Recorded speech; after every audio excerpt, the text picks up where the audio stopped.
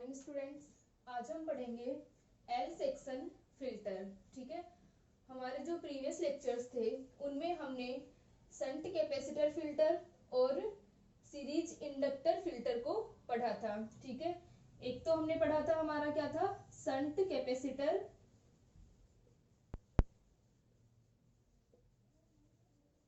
Filter. ठीक है, और दूसरा हमने पढ़ा था सीरीज इंडक्टर फिल्टर।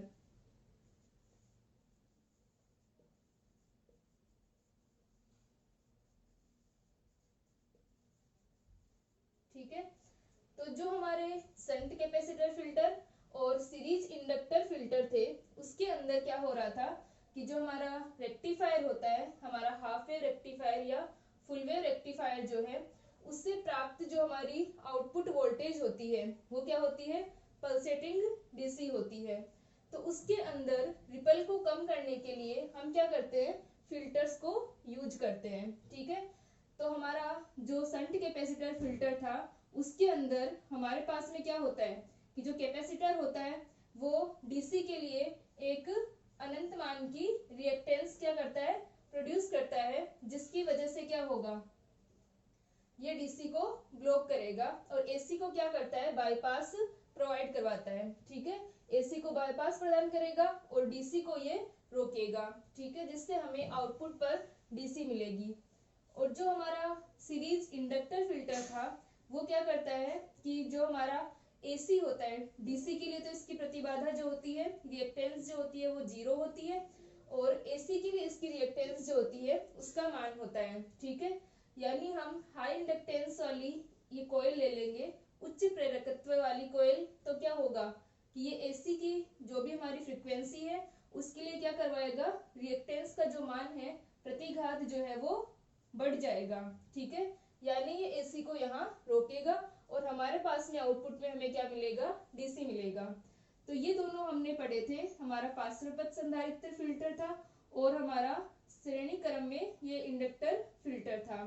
ठीक है, तो इन दोनों से हमें जो रिपल फैक्टर मिल रहे थे वो उसके मान क्या हो रहे थे कि जो हमारे रेक्टिफायर होते हैं उससे कम हो रहे थे।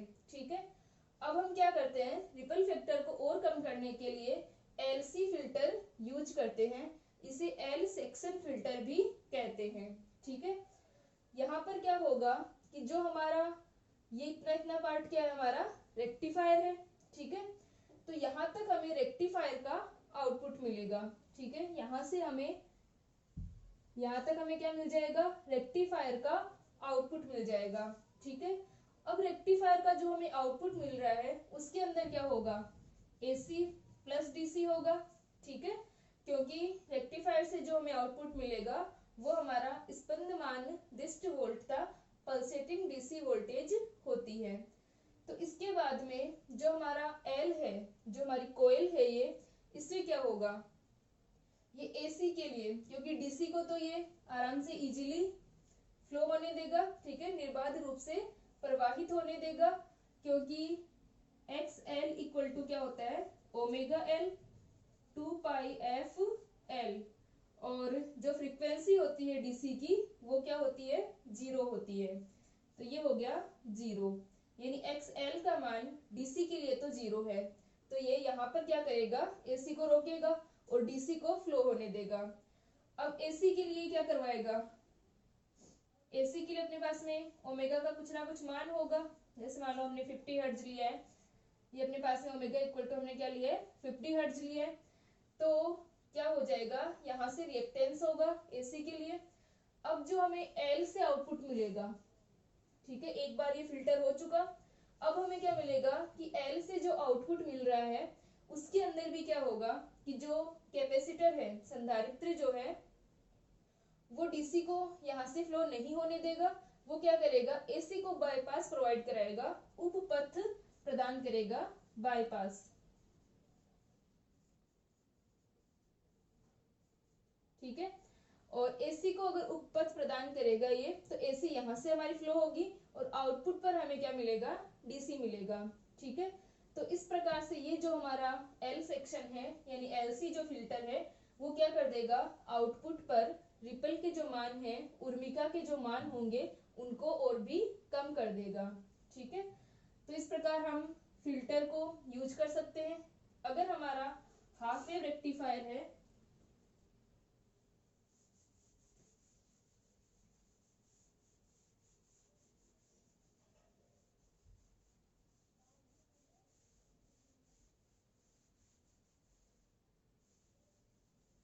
ठीक है, अगर हमारा हाफ वेव रेक्टिफायर हुआ तब यहाँ पर क्या हो जाएगा अपने पास में, ये इस प्रकार रहेगा।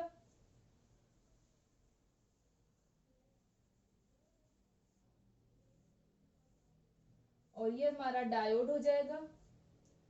और यहां से हम क्या करेंगे, इंडक्टर और कैपेसिटर साथ में, और इसके पैरेलल में हमारे पास आ जाएगा RL आ जाएगा। ठीक है, तो ये हमारा क्या हो जाएगा, हाफ वेव रेक्टिफायर के लिए डायग्राम हो जाएगा। ठीक है, तो इस प्रकार हम L सेक्शन फिल्टर को यूज करते हैं फिल्टर के लिए। तो हम जो हमारी मैथमेटिकल डेरिवेशन है वो हम फुल वेव रेक्टिफायर के लिए कर रहे हैं। तो यहाँ से हमारी जो थ्योरी होगी वो हो जाएगी इस प्रकार कि हमारा जो फुल वेव रेक्टिफायर है इससे हमें जो आउटपुट मिलेगा वो हमारे यहाँ पर दो बार फिल्टर हो जाएगा, एक L से और एक C से। ठीक है, तो यहाँ से हमें जो हमारा RL पर हमें आउटपुट मिलेगा उसमें रिपल के मान क्या होंगे, और भी कम हो जाएंगे। जब हमने सिंगल L को यूज किया था और सिंगल C को यूज किया था उससे क्या हो जाएंगे, कम हो जाएंगे। ठीक है, तो हमारे पास में क्या हो रहा है कि L जो है वो किसको रोक रहा है, AC को रोक रहा है और DC को फ्लो होने दे रहा है। तो XL equal to omega L जो है इसके लिए क्या होना चाहिए, अगर हमने एक फिक्स फ्रीक्वेंसी की AC यूज की हुई है, मान लो ओमेगा उसका मान है, तो क्या होना चाहिए, L का मान ज्यादा होना चाहिए, तभी तो ये रिएक्टेंस जो है वो बढ़ जाएगी। ठीक है, L का मान अधिक होगा तो प्रतिघात का मान भी अधिक होगा। ठीक है, तो हमें क्या लेना चाहिए कि जो XL है यानी जो हमारा इंडक्टर है उसकी रिएक्टेंस का मान अधिक होना चाहिए, उसका प्रतिघात अधिक होना चाहिए। ठीक है, और दूसरा अगर हम C की बात करें तो C इक्वल टू क्या होगा, C के लिए अपने पास में XC का मान क्या है, 1/ओमेगा C। ठीक है, तो यहाँ से अपन देख सकते हैं ओमेगा की अगर फिक्स वैल्यू है तो यदि हम C के मान को कम रखते हैं तो यहाँ से अपने पास में क्या रहेगा, XC का मान अपने पास में कम होना चाहिए। ठीक है, मतलब C का मान हमारा अधिक होना चाहिए, XC का मान अपना क्या होना चाहिए, कम होना चाहिए, यानी XL जो है उसका मान तो अधिक होना चाहिए। ठीक है, और XC का मान क्या होना चाहिए, कम होना चाहिए, क्योंकि अगर XC कम रहेगा, रिएक्टेंस कम रहेगी, तो AC जो होगी वो इधर से फ्लो हो जाएगी।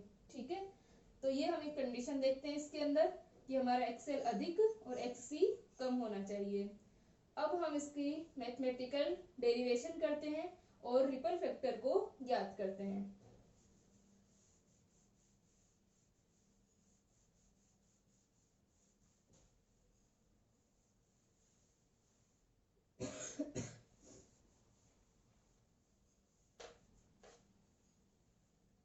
तो यहाँ से हम देख सकते हैं कि जो हमारा फुल वेव रेक्टिफायर है उससे हमें जो पल्सेटिंग आउटपुट मिला, पल्सेटिंग डीसी जो हमें मिली, उसका जो फूरियर सीरीज एक्सपेंशन था वो ये था।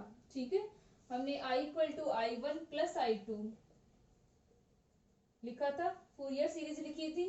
तो जो फूरियर सीरीज एक्सपेंशन होगा V नोट वो ये होगा। तो इसके अंदर EDC जो होगी, EDC तो क्या होगी, जो हमारी कांस्टेंट वैल्यू है, तो EDC का मान तो क्या हो गया, EDC equal to 2em upon pi. ठीक है, EDC हमारी कांस्टेंट वैल्यू आ गई। अब हम बात करें AC कंपोनेंट की, प्रत्यावर्ती घटक की। ठीक है, तो पहले हमने EDC लिखा और हमारी जो करंट है IDC वो क्या हो जाएगी, तथा IDC इक्वल टू, IDC क्या होती है, 2im अपॉन पाई होती है अपने पास में फुल वेव रेक्टिफायर के लिए। क्योंकि अभी तक जो हमारा आउटपुट है वो तो फुल वेव रेक्टिफायर का ही है, तो 2Im/पाई, और इसको हम क्या लिख सकते हैं, Im क्या था हमारा, Em/पाई, Em/R+RL, और यदि RL का मान ज्यादा है R से तो हम इसे Em/RL लिख लेंगे। तो हमारे पास में IDC का मान आ जाएगा 2Em/पाई RL।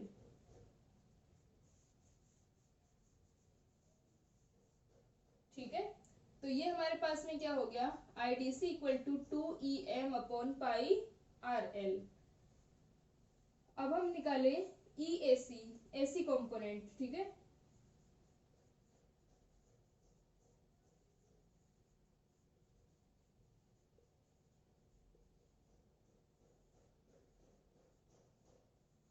प्रत्यावर्ती घटक।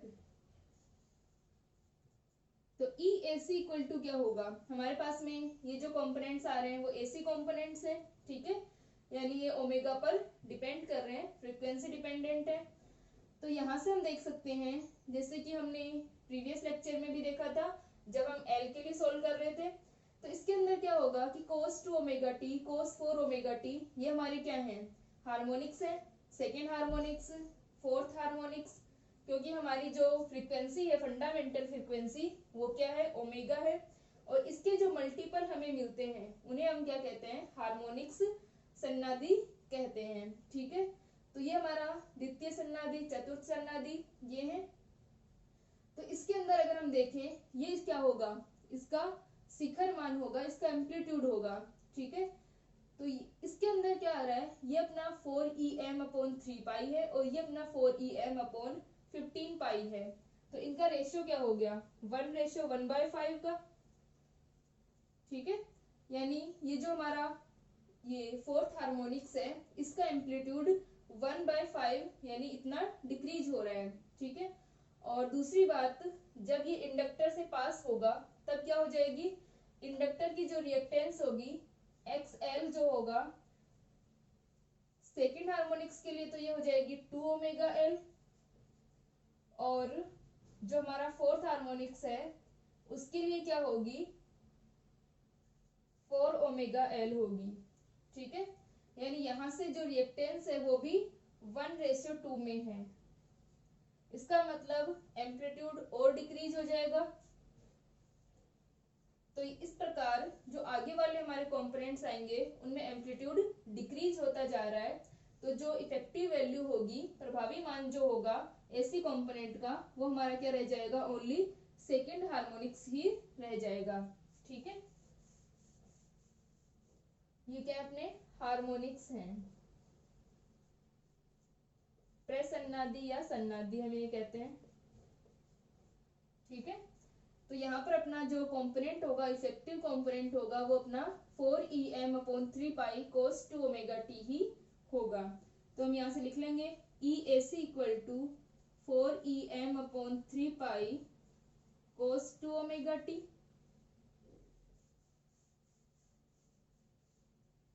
ठीक है, तो यहाँ तक आ गया अपने पास में EAC कंपोनेंट आ गया। अब हम क्या निकाल लेंगे, IAC का मान निकाल लेंगे। ठीक है, ये अपना AC कंपोनेंट है। तो अब हम निकालते हैं उर्मिका धारा IAC। तो जो हमारी IAC होगी वो क्या होगी,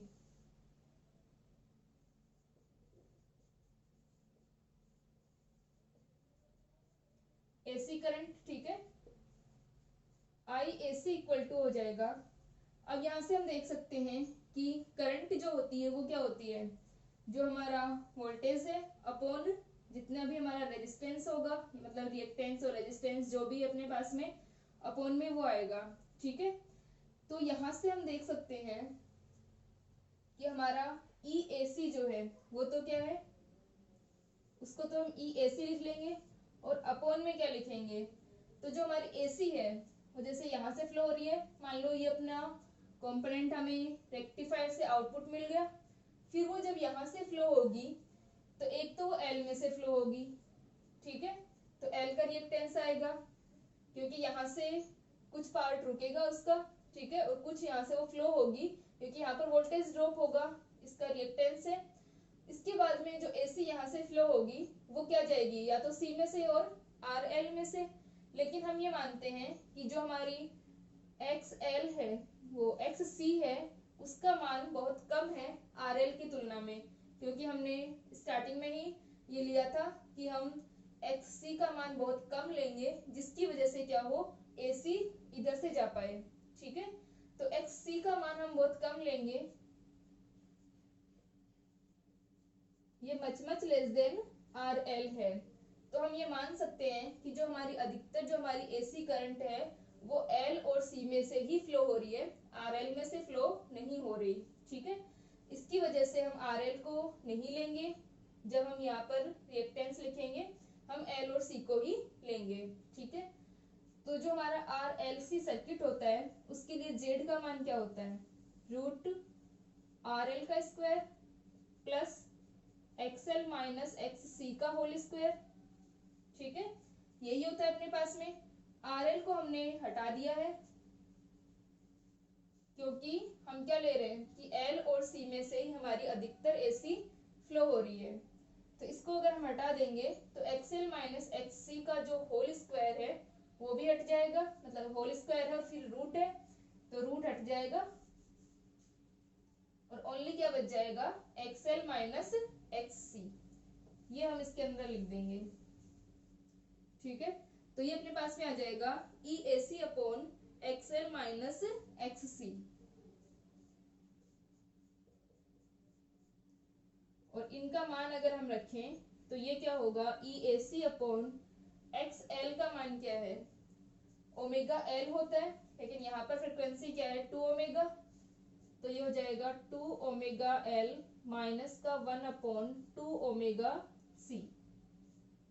ये अपने पास में आई ए सी का मान आ गया, ठीक है। यहाँ तक लिख ले इसको।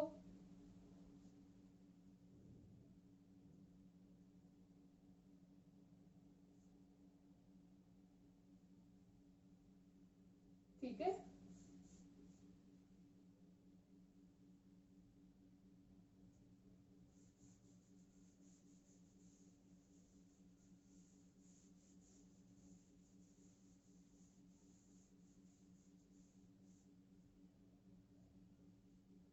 तो अब आई ए सी इक्वल टू क्या हो गया, ई ए सी का मान रख दें हम 4 e m upon 3 pi into, इसको हम सॉल्व करें तो ये क्या हो जाएगा, 4 omega square L C minus 1, और अपॉन में जो 2 ओमेगा सी आएगा उसको हम ऊपर ले लेते हैं, ठीक है। और साथ में क्या आ जाएगा, कोस 2 ओमेगा टी।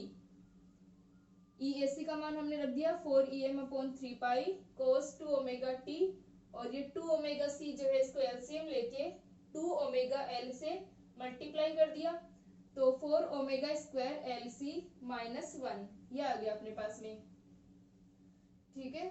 इसको अब हम इसकी हम क्या निकाल लें, आरएमएस वैल्यू निकाल लें करंट की, रूट मीन स्क्वायर वैल्यू निकाल लें, ठीक है। तो यहां से हो जाएगा प्रत्यावर्ती धारा का वर्ग माध्य मूल मान,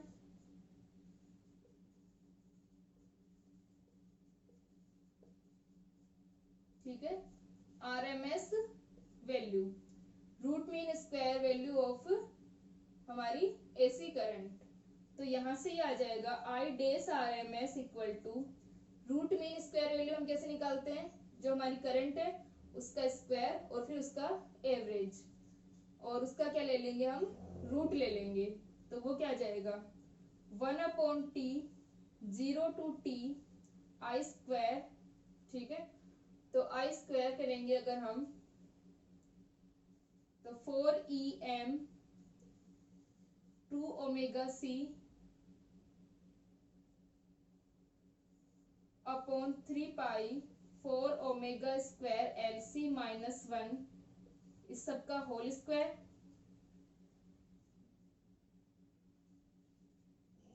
माइनस 1 का whole square cos square 2 omega T dt, और इसकी पावर क्या आ जाएगी, हाफ आ जाएगी। ठीक है, ये हमारा क्या होगा, रूट मीन स्क्वायर वैल्यू होगी। इसको हम सोल्व कर लेंगे। बाकी सारी वैल्यू तो क्या है, हमारी कांस्टेंट है। कोस स्क्वायर 2 ओमेगा टी का हम इंटीग्रेशन कर लेंगे। ठीक है,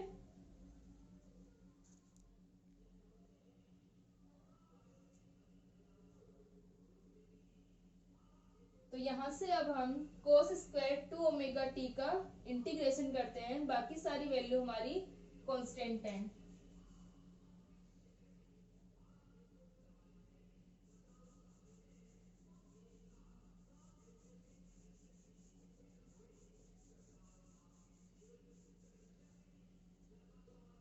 तो ये अपने पास आ जाएंगी आई डेस R M S equal to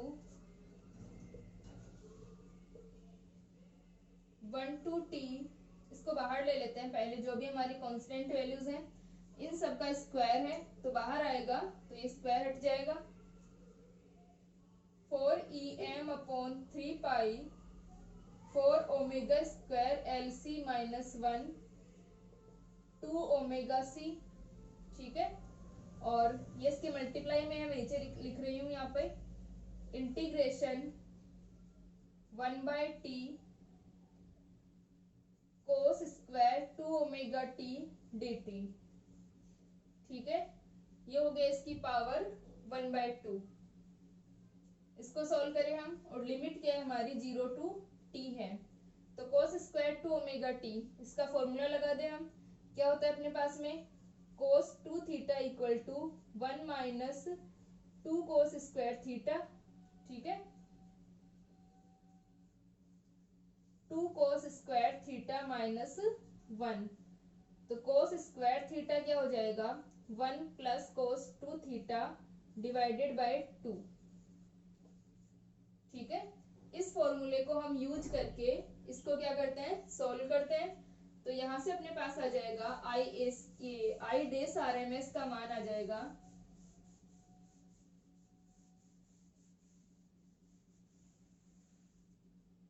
I डेस R M S equal to 4em upon 3 pi 2 omega C upon 4 omega square L C minus 1, और इसका इंटीग्रेशन कर रहे हैं हम लोग, तो ये यहां से अपने पास आ जाएगा 1/t 0 to T cos square 2 omega T dt की जगह 1 प्लस कोस 2 थीटा, तो थीटा क्या अपना 2 ओमेगा टी, तो cos 4 omega T divided by 2।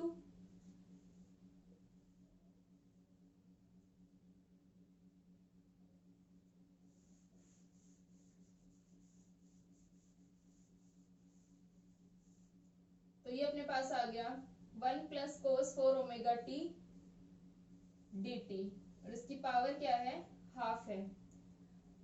इसको अगर हम सोल्व करेंगे तो आई डेस R M S equal to 4em upon 3 pi 2 omega C 4 omega square L C minus 1/t, और 1 का इंटीग्रेशन t हो जाएगा, 0 टू t लिमिट है, और cos 4 ओमेगा t का क्या होगा, sin 4 ओमेगा t। 2 को तो हम बाहर रख लेते हैं। ठीक है, cos 4 ओमेगा t का इंटीग्रेशन हो जाएगा sin 4 omega t divided by 4 omega, और इसकी पावर क्या आ जाएगी, हाफ।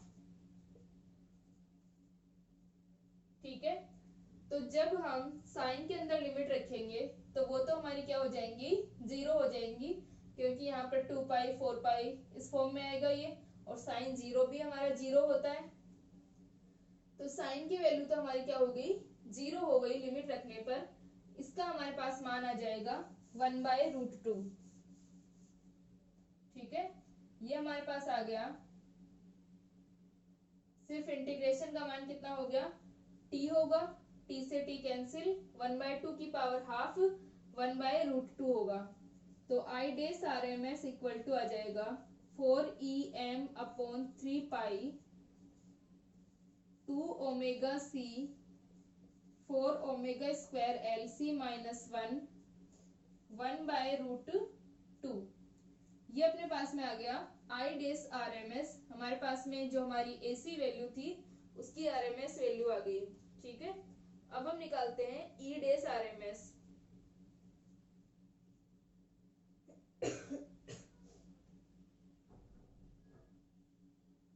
ठीक है, यहां तक हो गया।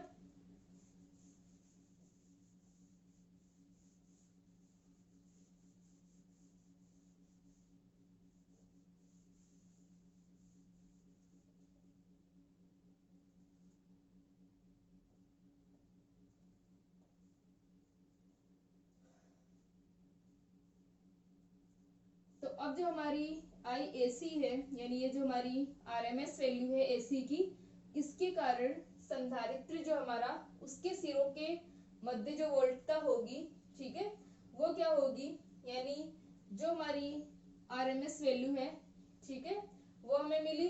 उसके बाद में उसके कारण जो हमारा कैपेसिटर है उसके टर्मिनल्स पे वोल्टता क्या होगी, ई डेस आरएमएस इक्वल टू, ये क्या है, संधारित्र के सिरों पर वोल्टता है, कैपेसिटर के टर्मिनल्स पर वोल्टेज है इस आरएमएस वैल्यू की वजह से। तो ये अपने पास में आ गया ई डेस आरएमएस इक्वल टू आई डेस आरएमएस और 1/2 ओमेगा C। ठीक है, क्योंकि क्या होगा, कैपेसिटर के टर्मिनल्स पर अगर हम वोल्टेज देखें तो वो क्या आएगा अपने पास में, ई का जो मान आएगा वो क्या होगा, आई इंटू जो रिएक्टेंस है वो आई इंटू एक्स सी, और एक्स सी का मान क्या होगा 1/ओमेगा C, और यहाँ पर क्या है 2 ओमेगा, तो 1/2 ओमेगा C। और ये जो करंट आएगी वो क्या आएगी, जो हमारी एसी कंपोनेंट था उसका प्रभावी मान, या हम कहें रूट मीन स्क्वायर वैल्यू। तो यहाँ से अपने पास में आ गया ई डेस R M S equal to I डेस R M S 1/2 omega C। तो ई डेस R M S equal to I डेस आर एम एस का मान ये है अपने पास में 4 EM/3 pi 4 omega square LC-1 2 omega C 1/√2 और 1/2 ओमेगा C। ठीक है, तो 2 ओमेगा C और 2 ओमेगा C तो क्या हो जाएंगे, कैंसिल हो जाएंगे। तो ई डेस आर एम एस का मान बचेगा 4 EM 2 ओमेगा C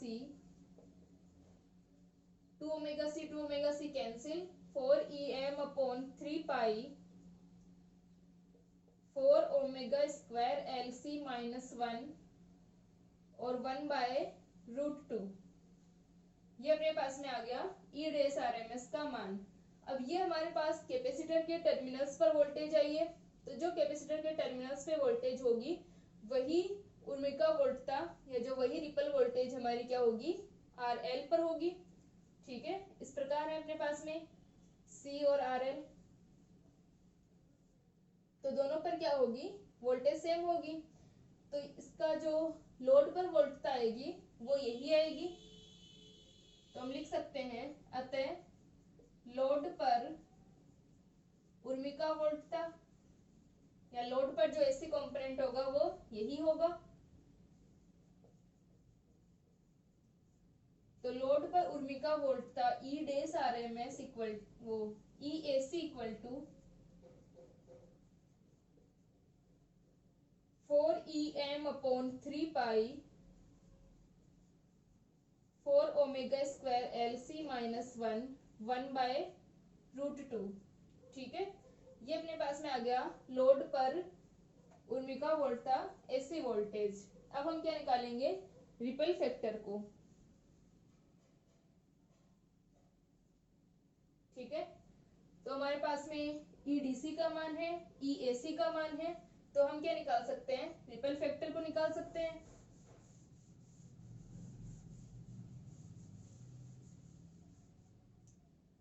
तो हमारा रिपल फैक्टर होगा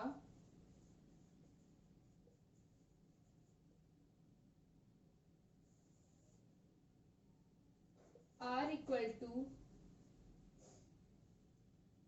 EAC अपॉन EDC, ठीक है। EAC अपॉन EDC हमारे पास में क्या आ जाएगा, रिपल फैक्टर का मान।